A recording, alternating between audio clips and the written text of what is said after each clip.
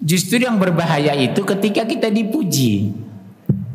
Yang berbahaya itu ketika kita dipuji. Ketika kita dicaci maki orang, kita jadikan motivasi untuk lebih maju. Jalan terus. Karena kalau kita ikhlas, kita pasti mengabaikan caci maki itu. Karena tujuan kita mardotillah, mencari ridho, bukan mencari pengakuan manusia. Gak ada urusan pengakuan sama saya. Yang ada urusan bagaimana Allah ridho dengan saya.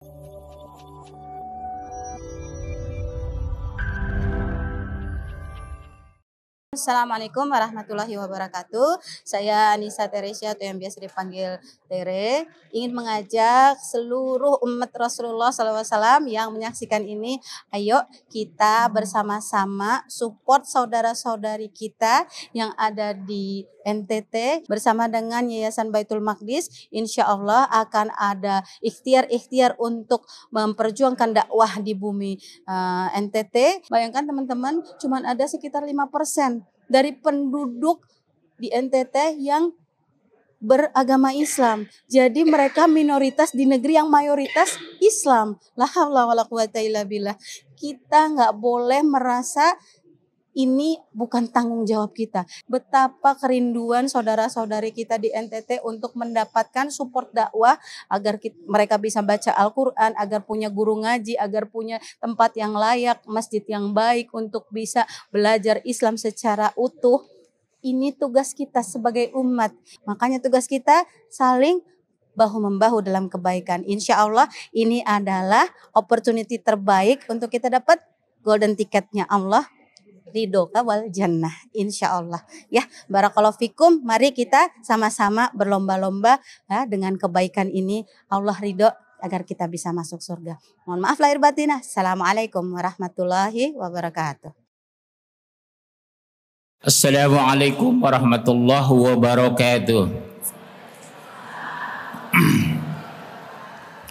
Innal hamdalillah hamdan katsiran thayyiban mubarakan fih. Asyhadu an la ilaha illallah wahdahu la syarika lah wa asyhadu anna Muhammadan abduhu wa rasuluhu la nabiyya ba'da. Allahumma shalli wa sallim ala Muhammadin wa ala alihi wa sahbihi ajma'in.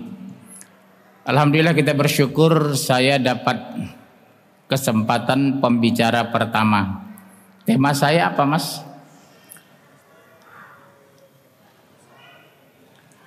Persoalan pembinaan mualaf. Saya ke dasar dulu ya. Kenapa banyak persoalan dalam pembinaan mualaf itu?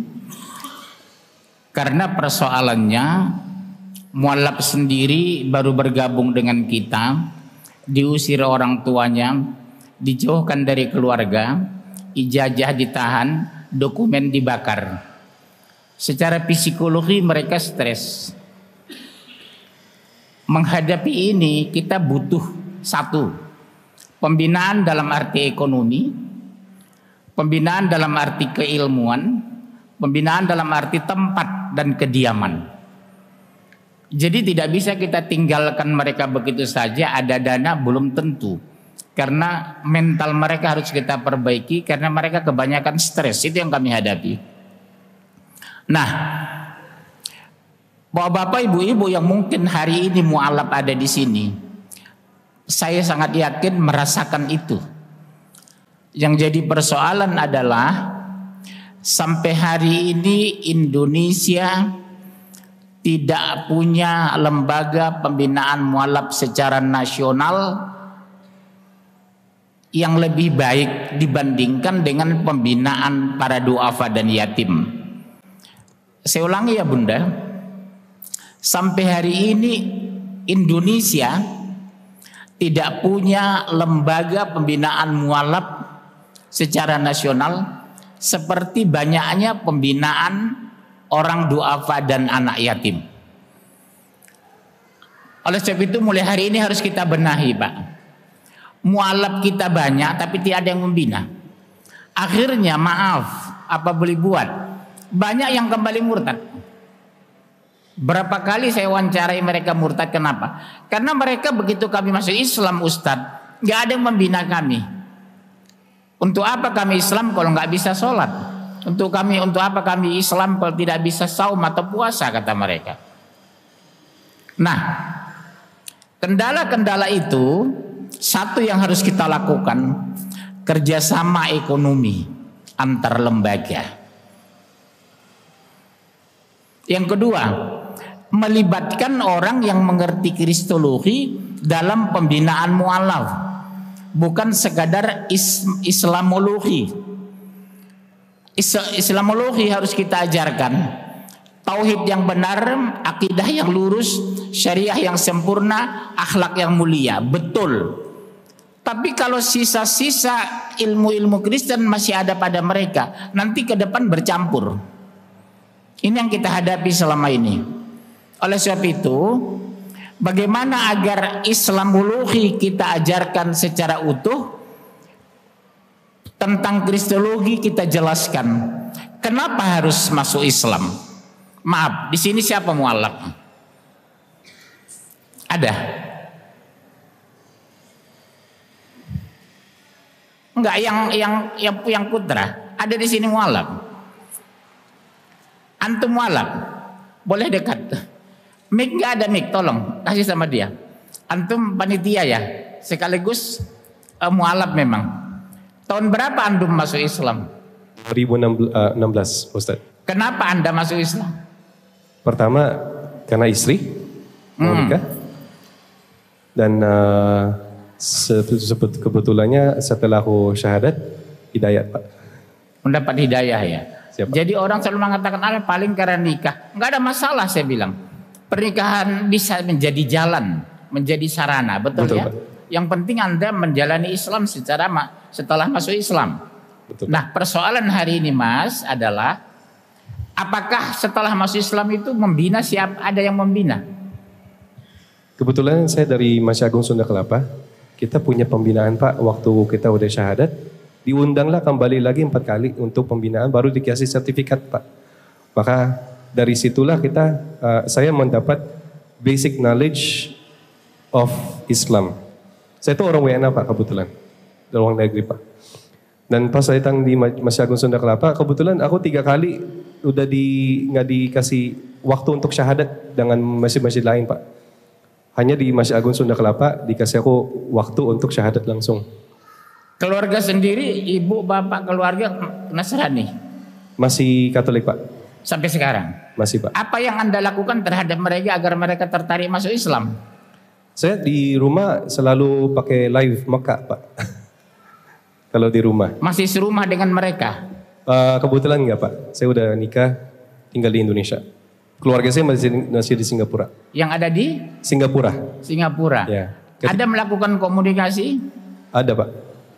Karena begini, ketika kita masuk Islam seperti kami orang-orang Batak ya, kalau kita diam mereka nggak mau ngerti tentang Islam. Betul, Pak. Tapi setelah kita komunikasi, orang Batak itu paling banyak masuk Islam. Karena orang Batak itu logik berpikirnya. Betul. Kenapa kami masuk Islam kan gitu? Jawabannya sederhana. Karena Islam agama ilmiah bisa dipertanggungjawabkan secara ilmiah. Contoh, konsep al-ikhlas, qul huwallahu ahad, Allahus samad, lam yalid wa lam yulad wa lam yakul lahu kufuwan ahad. Katakan Allah itu esa. Nah, kenapa begitu gigihnya orang-orang Nasrani? Ada satu lagi mic. Memurtadkan orang-orang Islam, akarnya harus kita pahami dulu, Pak. Karena mereka sangat fanatik diajarkan apa? Matius pasal 28 ayat 19. Karena itu pergilah kamu ke semua bangsa, jadikan mereka menjadi muridku, baptislah mereka nama Bapa, Anak dan Roh Kudus. Amin, haleluya. Betul kan? Berdasarkan ayat motivasi ayat ini, mereka 1001 cara agar umat Islam itu murtad. Karena Islam, Kristen itu agama agresif, progresif. Beda dengan Hindu dan Buddha.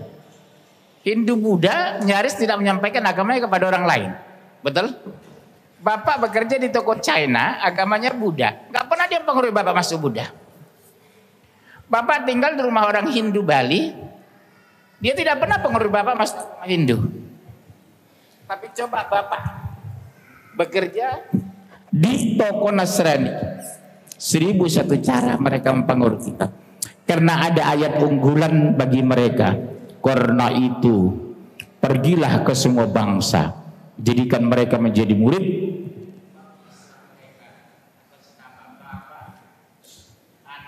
dan Roh Kudus. Itu yang jadi masalah. Ya. Nah, bagaimana kita menghadapi ini? Kita pakai Yohanes 17:3.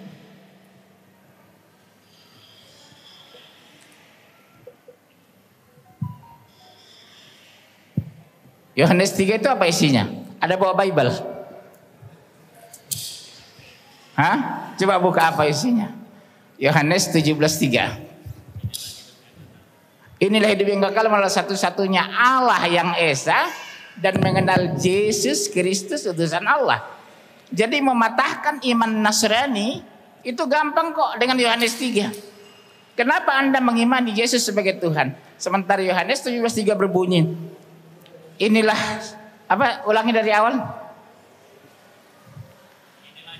Inilah dikenal mengenal satu-satunya Allah yang Esa dan mengenal Yesus Kristus adalah utusan Allah. Amin. Haleluya. Ini kontradiktif, bro. Ya guys ya.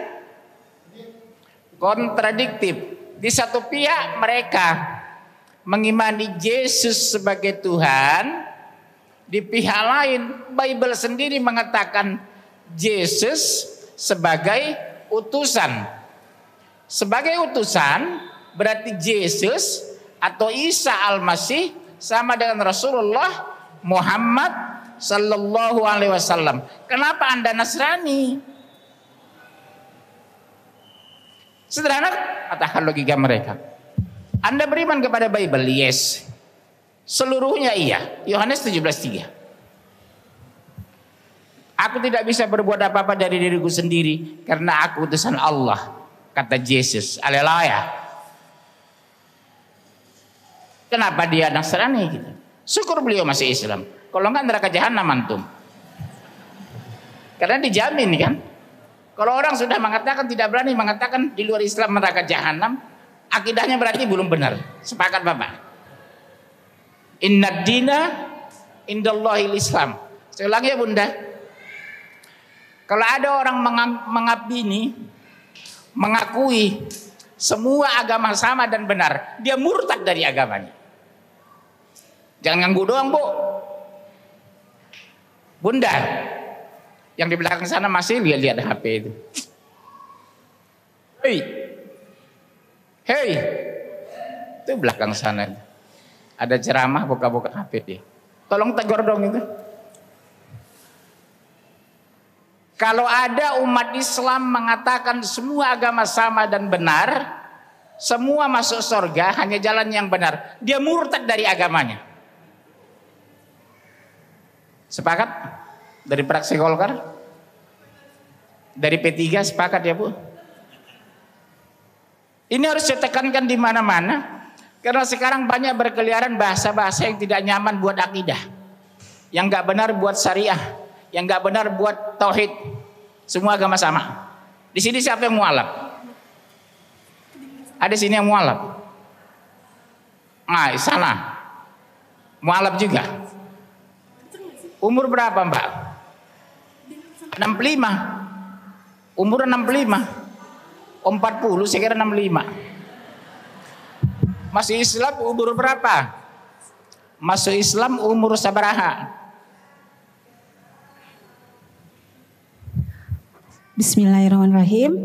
Saya mualaf di tahun 2020.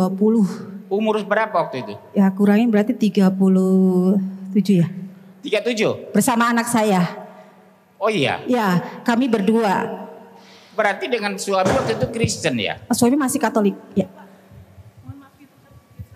Oh ya kurang bagus.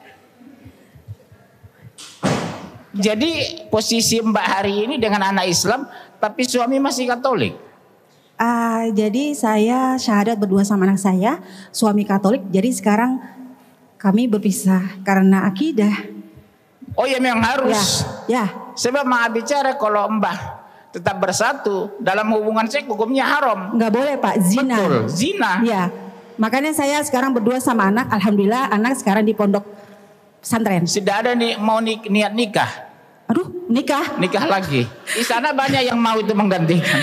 Pak, kalau untuk nikah itu sudah insya Allah disiapkan sama Allah Subhanahu Wa Taala ya. Harus berusaha biar saya siapkan dari sana.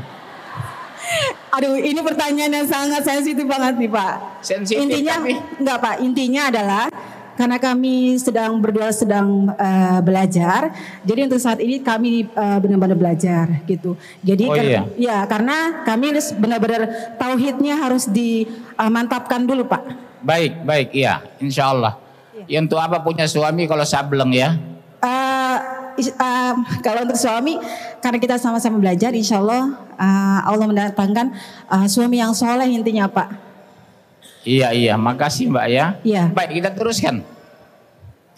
Setelah kita melihat perbandingan ayat dalam Bible, harusnya idealnya kawan-kawan yang Nasrani itu mikir 2 kali Pak. Kok bisa satu yang mengaku kitab suci kontradiktif? Yang satu mengatakan Tuhan, yang satu mengatakan utusan Tuhan. Tapi kenapa persoalannya? Ini harus dijawab Bapak. Kalau jawaban benar boleh pulang. Kenapa mereka masih ngotot bertahan di Kristen? Walaupun sudah kita jelaskan ini. Apa kira-kira jawaban Bapak?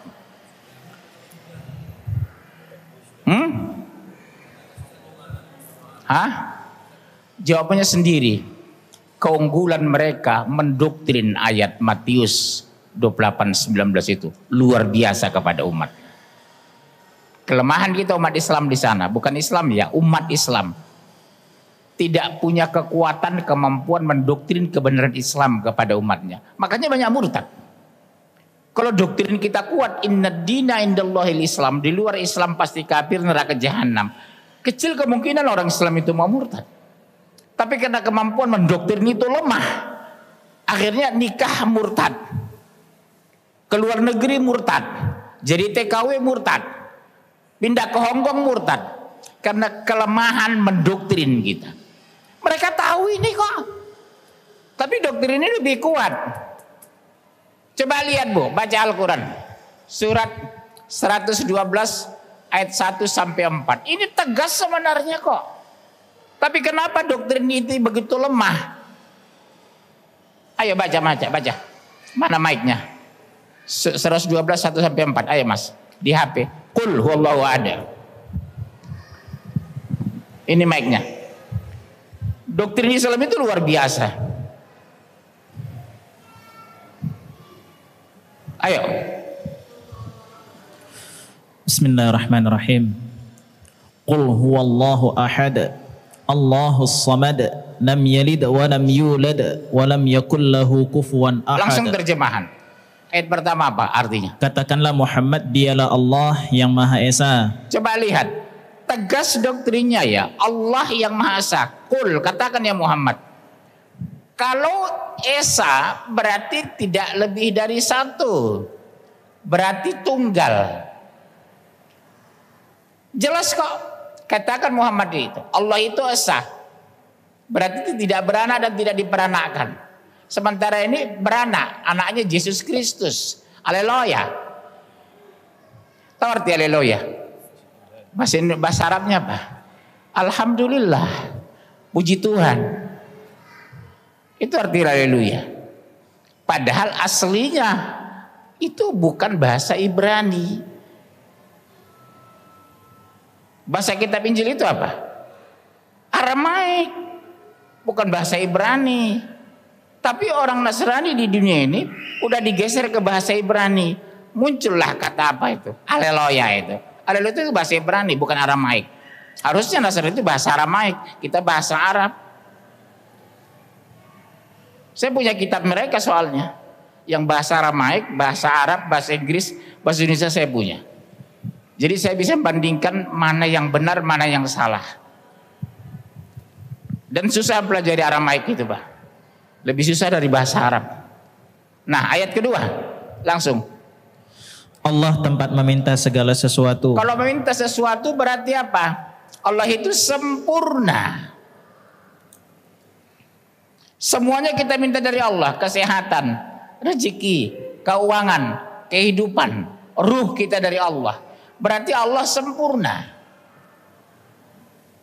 Kenapa masih ngotot minta sama manusia, Bunda? Bunda percaya kepada siapa? Kepada Allah atau kepada manusia? Bohong. Mengadu sama Allah atau suami? Bohong. Ibu punya suami kan? Masalah kalau ada ngadu Allah sama sesuatu sama suami. Sama suami kan? Berarti ibu menganggap Allah itu nggak sempurna. Bagaimana mengadunya? Sholat tahajud, bro. Rezeki susah, sholat duha. Hidung pesek, sholat lagi. Ya, supaya jangan minder. Maaf yang pesek-pesek. Ayat ketiga. Allah tidak beranak dan tidak pula diperanakkan. Bu, ayat kita ini Allah tidak beranak dan tidak diperanakkan. Ini untuk mematahkan logika ini tadi, Bu.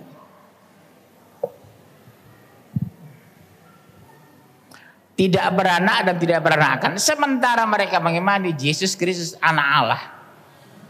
Di pihak lain mereka mengimani Yesus sendiri sebagai Allah. Ini semua kan ayat ingin menghabisi tauhid mereka sebenarnya, Pak. Anehnya orang yang bertauhid seperti ini bisa pindah kemari. Ini yang lucu itu. Ini semua mau menghabisi mereka ini. Ayat-ayat ini. Allah tidak beranak dan tidak beranakkan. Mereka mengatakan anak Tuhan. Ya, ayat berikutnya. Dan tidak ada sesuatu yang setara dengan dia. Ya, tidak ada yang setara dengan dia. Tidak ada yang mirip, tidak ada yang sama. Karena dia pencipta, khalik. Bukan makhluk. Bukan yang dicipta. Jadi ibu tolong akidah ini, surah Al-Ikhlas ini tolong didoktrin kepada anak. Agar jangan nyebrang ke sini. Namun begitulah berbondong-bondong orang masuk Islam. Masuk Islam. Pembinaan gak ada.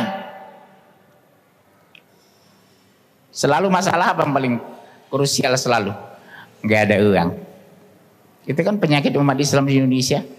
Gak ada uang, Ustadz. Karena kita selalu berbicara lembaga, bukan bicara bagaimana menghidupi lembaga. Asal ada acara bikin proposal minta uang. Jadi kita jadi umat Islam pengemis. Ini harus kita benahi, Pak. Bapak-bapak yang punya lembaga agama, berhentilah jadi pengemis. Pengurus masjid berhenti jadi pengemis. Minta-minta bikin proposal kemana-mana. Kita punya lembaga yang bisa mendatangkan uang. Contohnya apa? Bikin pertanian, perkebunan. Siapa tadi cerita itu? Itu siapa tadi? Dapat tanah katanya ada hadiah 1000 hektar. Bikin perkebunan pertanian. Jadi kita lembaga kita dibayar dari sana gitu. Persoalan kedua yang kita hadapi pembinaan mualaf yang paling krusial adalah tidak banyaknya orang yang mau ikhlas membina karena mereka memang tidak dibayar. Seperti saya lah. Siapa membayar saya membina mualaf itu? Enggak ada, Pak. Berarti yang dibutuhkan apa? Apa yang dibutuhkan, Pak? Ikhlas.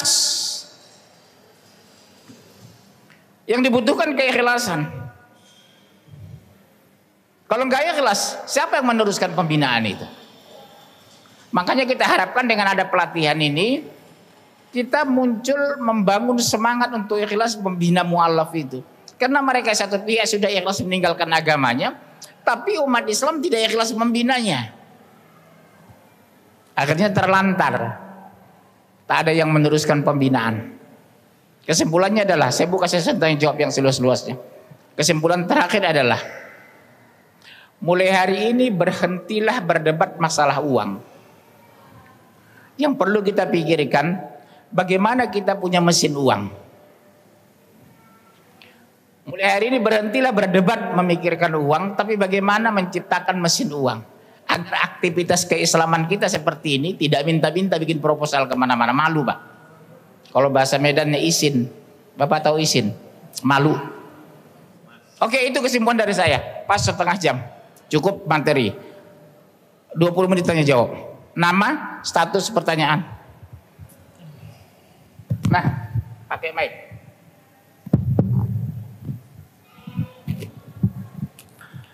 Bismillahirrahmanirrahim. Assalamualaikum warahmatullahi wabarakatuh. Waalaikumsalam. Saya Ustadz Rio dari Manado. Ya, dulu pernah dengan Ustadz Munsir waktu dengan Pak Insan Mokoginta di Bitung, misi pelatihan dai. Jadi gini Ustadz, untuk fenomena yang ada di Manado ya, saya jauh-jauh ke sini itu memang salah satunya untuk menimba ilmu, karena belakangan ini di tempat kami itu memang lagi banjir mu'alaf. Iya. Ya. Saya 2 tahun belakangan ini itu sudah hampir 200 orang saya syahadatkan. Itu saya sendiri, belum dengan teman-teman Ustadz yang lain. Namun sekali lagi tantangan kami Ustadz itu ternyata bukan cuma dari luar. Tantangan kami juga dari dalam ada gitu. Contohnya masih banyak teman-teman kita, sahabat-sahabat kita sesama muslim itu masih suka terkotak-kotak. Itu satu. Bahkan tidak tanggung-tanggung ada salah satu tokoh kita, tokoh Islam kita di tempat kami, itu justru dia lebih memilih, lebih baik anak saya itu murtad daripada masuk Muhammadiyah. Gitu. Itu malah sampai sebegitu statement yang keluar. Karena pada waktu itu saya menangani kasus, ada 3 orang siswa yang hendak dimurtadkan, salah satunya itu adalah anak daripada ulama. Nah, saya melakukan pendekatan, saya sampaikan ke orang tuanya bahwa anaknya sekarang sudah ikut kajian-kajian di gereja.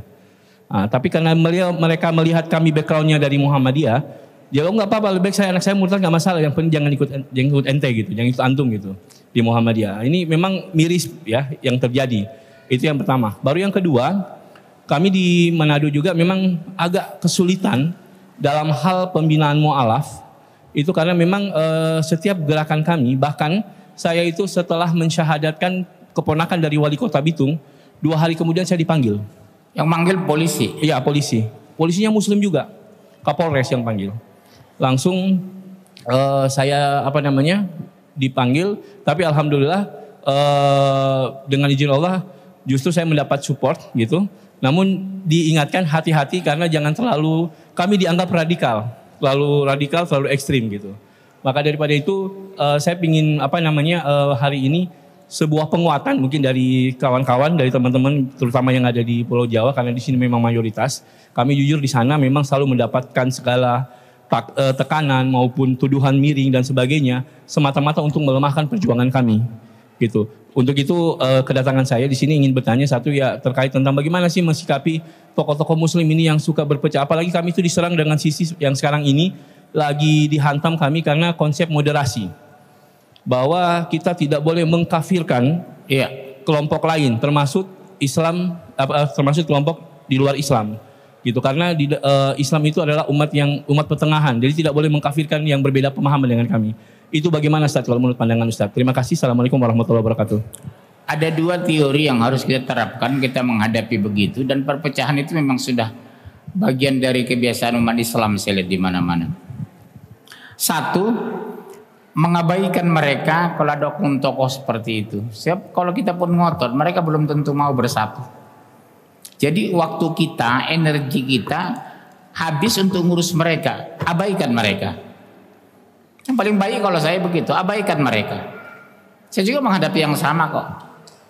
Kami dituduh aliran sesat karena menyampaikan Bible di masjid. Ini kan Bible kan, Yohanes, Matius. Tapi begitu mereka menghadapi kristenisasi nggak sanggup, nelpon saya, Ustadz tolong, ada anak kami, ponakan kami yang murtad, tolong bagaimana supaya dia bisa kembali Islam. Itu memang persoalan-persoalan yang sering kami hadapi. Tapi satu, abaikan kalau mereka tetap ngotot karena menghabiskan energi. Yang kedua, yang mau ini kita memperkuat persatuan. Bagaimana agar kita bisa mengkoordinir orang-orang mualaf, karena kasihan mereka baru masuk Islam, begitu masuk mereka lihat kita ribut, mereka masuk lihat kita bentrok, mereka masuk lihat kita nggak kompak. Iya, selamat datang Ustaz Nababan. Ya Mas ya. Jadi tugas antum hanya itu, abaikan mereka. Kedua, jalin persatuan lebih utuh agar kita bisa membina mereka, insya Allah. Oke. Ya, pertanyaan kedua silakan. Pertanyaan kedua. Dari Ya. Ahmad mungkin. Ada? Iya, dari ada dua, beliau satu. Iya, beliau dulu ya, Mbak. Bismillahirrahmanirrahim. Assalamualaikum warahmatullahi wabarakatuh. Waalaikumsalam. Saya Stefani dari Purbalingga, Jawa Tengah. Tapi Muslim bukan mu'alaf. Saya mu'alaf ketika umur 17 tahun, tepatnya tahun 2000. Oh iya, berarti mu'alaf dulu Mu'alaf ya. dulu. Sekarang udah ketuaan. Sekarang udah ketuaan. MT, mu'alaf tua. Mu'alaf tua. Iya. Ustadz, di daerah kami, saya mengawali pembentukan FKMP Forum Komunikasi Mu'alaf Purbalingga. Itu awal adanya wadah mu'alaf di Purbalingga. Iya. Terus kemudian lahir MCA Mu'alaf Center Aisyah. Terus kemudian kemarin itu juga lahir Rumah Mu'alaf Purbalingga. Hampir sama pertanyaannya, ada 3 wadah untuk para mu'alaf, akan tetapi tidak adanya konsisten untuk lebih ngopeni gitu. Ustadz tahu ngopeni? Enggak. Membina kayak gitu, membina begitu ya. Tidak ada greget untuk bersama-sama fastabiqul khairat untuk ngopeni mu'alaf. Bahkan saya yang dari awal terjun untuk membina mu'alaf karena saya menyadari saya dari mu'alaf, tetapi justru malah datang suara-suara sumbang, apalagi mohon maaf saya bercadar gitu. Ada yang mengatakan itu mu'alaf sudah berani berdakwah, itu mu'alaf bergaya pakai nikob segala macam. Jangan-jangan itu mu'alaf sudah terkonfirmasi dengan bau-bau teroris. Ya. Itu fitnah-fitnah yang sungguh menyakitkan. Saya datang ke sini mohon tausiahnya, mohon agar saya bisa tetap semangat berdakwah di daerah di Purbalingga. Jazakallah. Wassalamualaikum warahmatullahi wabarakatuh. Baik, kepada Mbak, kalau bagi saya dengan banyaknya cemeh, merendahkan, memojokkan, itu saya jadikan motivasi. Justru yang berbahaya itu ketika kita dipuji. Yang berbahaya itu ketika kita dipuji. Ketika kita dicaci maki orang, kita jadikan motivasi untuk lebih maju. Jalan terus. Karena kalau kita ikhlas, kita pasti mengabaikan caci maki itu. Karena tujuan kita maradhatillah, mencari ridho, bukan mencari pengakuan manusia. Gak ada urusan pengakuan sama saya. Yang ada urusan bagaimana Allah ridho dengan saya. Ya Mbak ya, hanya satu motivasi saya sama Mbak. Luruskan niat, pastikan aku berbuat karena Allah, bukan mencari muka. Karena aku udah punya muka, untuk apa aku cari kan gitu kan. Yang kedua, abaikan semua cacian, cemeh, merendahkan kita. Kita jadikan itu sebagai motivasi, bukan membuat kita mundur. Itu masukan Mbak. Ya silakan, tolong mic. Bismillahirrahmanirrahim. Assalamualaikum Pak Ustadz. Saya Ari dari Bali. Oh jauh banget. Iya. Mu'alaf? Mu'alaf saya Pak. Berapa Pak tahun sudah? Saya mu'alaf 2018. Oh baru juga ya. Iya. Sebelumnya agama Hindu bukan? Oh bukan, saya Kristen. Kristen ya. Iya Kristen. Oke, terus? Saya mau bertanya, mengapa di dalam surat Al-Ikhlas itu tidak ada kata-kata ikhlas? Cuman itu yang saya pertanyakan. Jawabnya sederhana. Karena itu menyangkut akidah, harus ikhlas, makanya disebut al-ikhlas. Kan saya jelaskan tadi sudah. Surat Al-Ikhlas itu menjelaskan konsep tauhid dan membatalkan tauhid Nasrani. Dan tauhid itu harus ikhlas. Begitu dari sononya sudah, mau bilang apa saya? Kan gitu kan? Iya kan udah dari sononya. Surat Al-Ikhlas.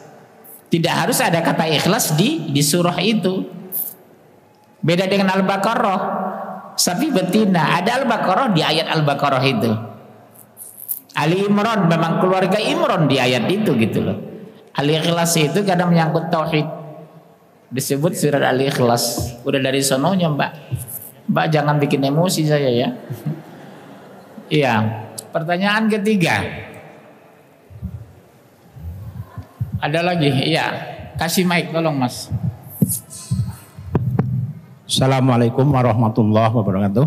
Waalaikumsalam warahmatullahi. Saya nama Sugiono dari Purbalingga, tapi pengurus Yayasan Pembina Mu'alaf. Di mana Pak? At-Tauhid Surabaya. Oh Surabaya. Iya, iya. Yang ingin sebetulnya ini himbauan. Ketika umat Islam mengamalkan wa'tasimu bihablillahi jami'an wala tafarraqu. Iya. Insya Allah umat Islam tidak terkotak-kotak. Manakala itu mohon solusinya dengan ayat itu. Ayat itu sempurna. Wa'tasimu bihablillahi jami'a wa la tafarraqu. Berpegang teguhlah kepada tali Allah, Al-Quran dan As-Sunnah, betul ya? Dan jangan bercerai-berai. Persoalannya, kenapa ayat ada tapi umat Islam bercerai-berai? Setan. Selesai kau. Kenapa setan dan iblis sungguh-sungguh menghancurkan kita, menggoda kita? Karena iblis dan setan dijamin masuk neraka jahanam. Mereka ingin sebanyak-banyaknya orang manusia masuk neraka. Sementara masuk surga itu kita berpeluang sama dengan jin. Wa ma khalaqtul jin wal ins illa liya'budun. Dan tidaklah kami menciptakan jin dan manusia kecuali untuk mengabdi. Iblis dan setan itu sudah putus asa, Pak. Keputusasaan itu diaplikasikannya. Bagaimana sebanyak-banyaknya orang beriman itu, orang Islam itu tidak mengamalkan Islam. Padahal orang Islam itu membaca ayat itu, wa'tasimu bihablillahi jami'an wa la tafarraqu. Jadi kembali ke pribadi kita. Kuat nggak kita dengan ayat itu? Makanya ada orang yang masuk Islam, ada yang masuk neraka, ada yang masuk surga. Walaupun dia baca ayat itu. Ya Allah alam bisawab. Terakhir ada lagi. Jazakallahu khairan. Bismillah. Di banyak-banyak buku yang menjelaskan tentang fenomena kristenisasi, banyak penulis itu menjelaskan mengenai solidnya hubungan antara pendeta atau pastor yang berdakwah di sana mengkristenkan dengan para donatur yang mendanai aktivitas mereka. Nah, pertanyaan saya, apakah ketika mereka menjelaskan dalam buku-bukunya itu, apakah itu agar bisa menjadi contoh bagi kita, ataukah kita punya metode yang lain? Dan ikhlas memang tentu harus kita terapkan, memurnikan niat kita karena Allah. Tapi ketika kita membaca itu, apakah itu patut kita tiru juga, yaitu sinerginya antara dai misalkan yang berdakwah dengan para donatur yang membiayai dai-nya itu. Demikian Ustaz. Itulah persoalan kita umat Islam sampai hari ini, termasuk yang saya hadapi. Kita selalu bertikai dalam masalah, bukan menyelesaikan masalah. Karena apa? Egoisme yang tidak bisa dikalahkan. Kembali tadi, kenapa umat Islam seperti itu sementara Nasrani bisa kompak dan bersatu? Karena mereka bukan agama yang hak. Setan gak mengganggu, sesama setan gak mungkin mengganggu. Mereka agama setan. Sementara kita karena agamanya benar, hak, bisa pertanggungjawabkan secara ilmiah, setan itu bergerak terus. Kembali ke pribadi kita tadi yang saya katakan, kuat nggak kita menghadapi godaan itu? Seperti kita di sinilah. Ada penjelasan belum tentu mau dengar. Karena apa? Setan. Buku tentang menjelaskan kristologi itu sudah banyak. Buku tentang agar mengembalikan kepada Islam sudah banyak. Tapi belum tentu berpengaruh. Belum tentu berpengaruh. Akibat apa tadi? Itu ayat Yohanes 17:3 tadi itu. Dia tahu kok itu, tapi dia masa bodoh dengan ayat itu gitu. Seperti itulah saya lihat kondisi Indonesia hari ini, keagamaannya. Mas supaya tahu saja ya, Indonesia salah satu negara Islam di dunia yang paling banyak murtad.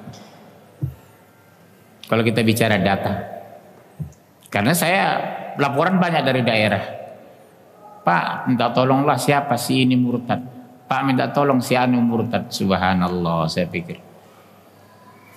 Iya, menerima laporan. Nggak bisa berbuat apa-apa kita. Karena orang begitu murtad, mereka dirangkul, dibiayai, didanai, dihidupi, dibina. Kita kan orang mu'alaf, belum tentu seperti itu.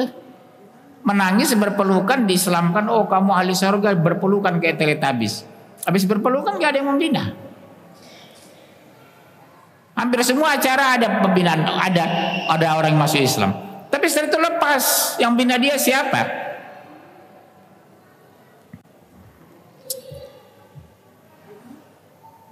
Baik, yang lain habis waktu. Baik, saya kira cukup sekian. Waktu sudah habis. Oh, masih ada kata 5 menit lagi. Kalau ada boleh. Itu ada 5 menit lagi. Iya, silakan. Ada 5 menit lagi. Ada. Oh iya.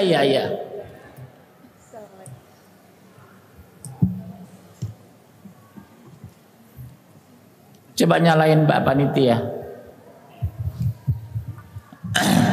Assalamualaikum warahmatullahi wabarakatuh. Waalaikumsalam warahmatullahi. Ustadz, saya Ibu Dewi dari Solo. Iya. Saya sudah bukan mu'alaf lagi karena sudah 24 tahun jadi Islamnya ya. Iya. Hanya persoalan kita sekarang adalah begini. Yang perlu kita pikirkan sebagai para pembina-pembina mu'alaf ya, itu adalah hak mu'alaf itu belum banyak diberikan oleh lembaga-lembaga zakat. Iya. Saya habis dari Sumatera Barat 10 hari, di masjid-masjid ada kotak untuk mu'alaf. Yatim, bukan, untuk yatim. Iya. Untuk duafa, untuk mengurusi jenazah. Iya. Untuk administrasi masjid, tapi tidak ada kotak untuk mu'alaf. Padahal itu kan hak mu'alaf untuk mendapatkan. Nah, ini yang perlu kita sadarkan adalah bagaimana lembaga zakat itu memberikan hak kepada mu'alaf lewat para pembina-pembina mu'alaf. Sehingga apa? Banyak mu'alaf yang seperti peminta-minta, datang mencari dana tapi tidak mendapatkan. Pengalaman saya pada waktu saya masuk Islam, ya tahun 2003, harta saya kan diminta semua sama orang tua saya. Saya datang dari satu lembaga zakat ke lembaga zakat yang lain, saya bawa mobil, bawa BPKB, bawa STNK, tolong jualkan mobil saya, tapi pinjamin saya uang sekarang. Karena saya hanya diberi waktu 1 minggu sama orang tua saya. Dan ini hari kedua saya belum mendapatkan dana untuk mengembalikan harta orang tua saya. Apa jawaban para pengurus lembaga zakat ini? Kami belum ada program untuk mu'alaf. Inilah tantangan kita sekarang ini. Bagaimana lembaga zakat mau memberikan hak mu'alaf itu. Begitu Ustadz. Mungkin di bawah koordinator Ustadz untuk menyadarkan para lembaga-lembaga zakat itu. Begitu Ustadz. Baik. Assalamualaikum warahmatullahi wabarakatuh. Terima kasih. Yang lebih menyakitkan bukan begitu Mbak.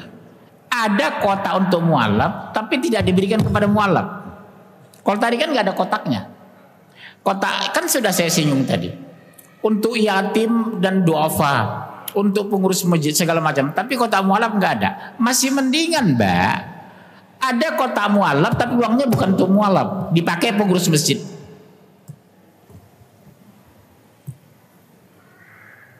DKM pakai uang itu. Ini yang paling sadis di Indonesia. Uang ada, kotak ada, tapi peruntukannya tidak dipakai. Dan ini saya sering pergoki Pak. Uang mu'alaf dipakai untuk pengurus, bayar khotib Jumat.